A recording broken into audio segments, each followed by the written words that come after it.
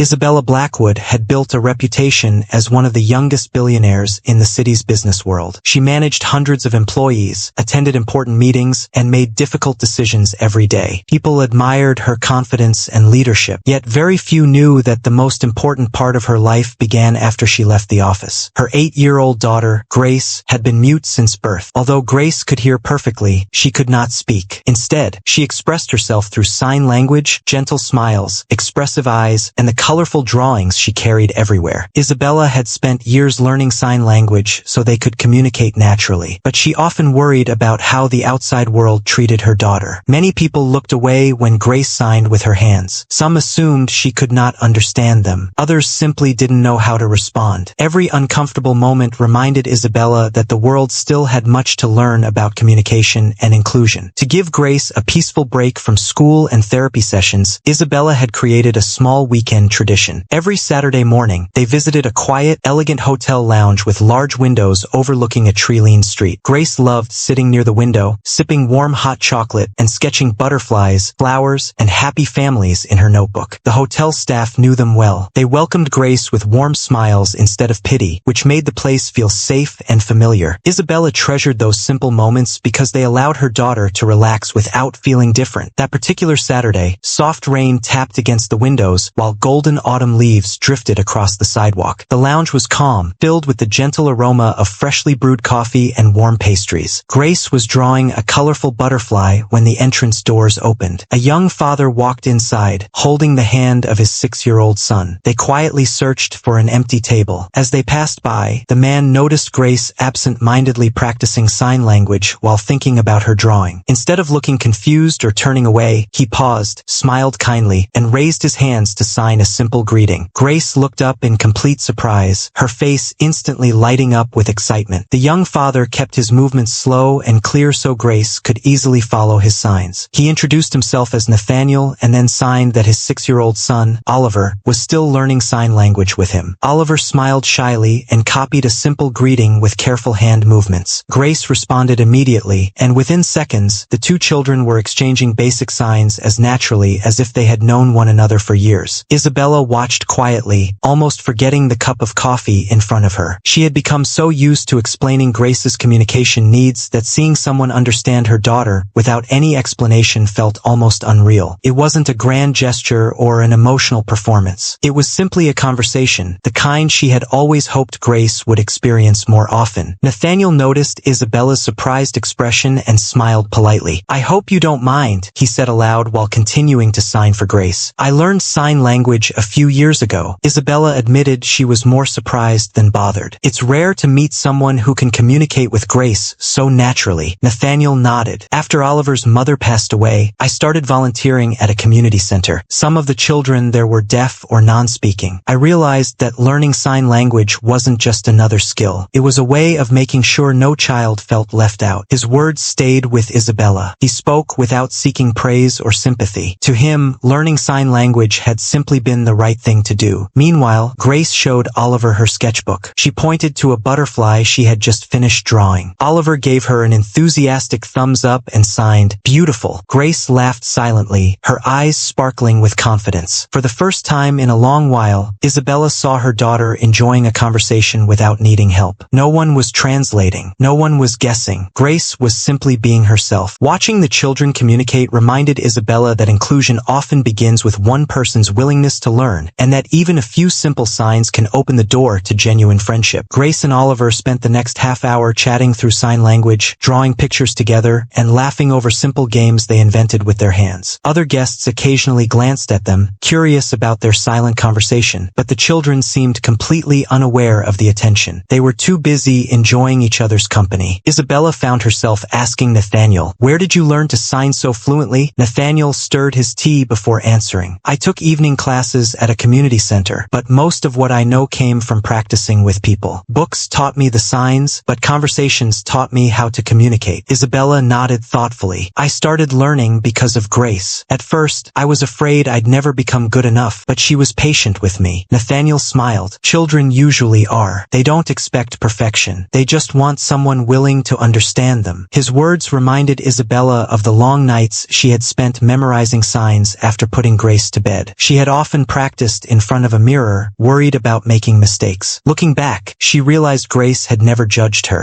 Every small effort had strengthened their bond. As they talked, Oliver accidentally dropped a box of colored pencils onto the floor. Several pencils rolled in different directions. Before either parent could react, Grace quickly gathered them, organizing each color before handing them back to Oliver with a cheerful smile. "Thank you," Oliver signed carefully. "You're welcome," Grace replied with confident movements. Nathaniel looked at Isabella. "Your daughter is thoughtful." Isabella smiled proudly. "She notices little things. Sometimes I think she observes the world more carefully than most adults." Nathaniel agreed. Communication isn't only about speaking, it's about paying attention. Those words stayed with Isabella. Throughout her career, she had valued confident presentations and persuasive speeches. Yet watching Grace and Oliver communicate reminded her that listening, observing, and showing kindness could build stronger connections than words alone. That afternoon, the hotel lounge felt less like a place for coffee and more like a classroom where everyone present learned that understanding another person begins with genuine respect, not with spoken language. When it was time to leave, Oliver reminded his father that they still needed to pick up groceries before going home. Nathaniel smiled and stood, but before they walked away, Grace gently tugged at her mother's sleeve and signed, "Can they come again next Saturday?" Isabella translated the question aloud. Nathaniel looked at Oliver, who immediately nodded with an excited grin. "I think we'd both like that," Nathaniel replied. "If it works for you, we usually come here on Saturday mornings." Grace's smile grew even wider. She carefully tore a page from her sketchbook and handed Oliver the butterfly drawing she had finished earlier. Oliver accepted it with both hands, treating it like a precious gift. In return, he picked up one of his favorite colored pencils and offered it to Grace. "It helps me draw better," he said. "I want you to have it." The exchange was simple, but it carried a kindness that neither parent had expected. After saying goodbye, Isabella and Grace stepped outside into the cool afternoon air. The rain had stopped and sunlight was beginning to break through the clouds. As they walked toward the car, Grace kept signing excitedly about Nathaniel and Oliver, describing every part of their conversation. Isabella listened with a full heart. It had been a long time since she had seen her daughter so eager to share her day. On the drive home, Isabella couldn't stop thinking about the morning. As a business leader, she often spoke about innovation and building a better future. Yet she realized that true progress wasn't only about technology or successful companies. It was also about creating communities where people of different abilities could participate without feeling isolated. The following Monday, Isabella asked her company's human resources team to explore offering voluntary sign language classes for employees and improving accessibility during public events. She hoped that even a small effort might encourage more people to communicate with those who use sign language. One unexpected conversation in a hotel lounge had changed her perspective. It reminded her that learning even a few signs could make someone feel welcomed, respected, and included. Sometimes the most meaningful opportunities begin with a simple greeting offered with open hands instead of spoken words. If this story touched your heart, don't forget to like this video, comment your thoughts below, and subscribe to Enlightened Story for more heartwarming stories like this one.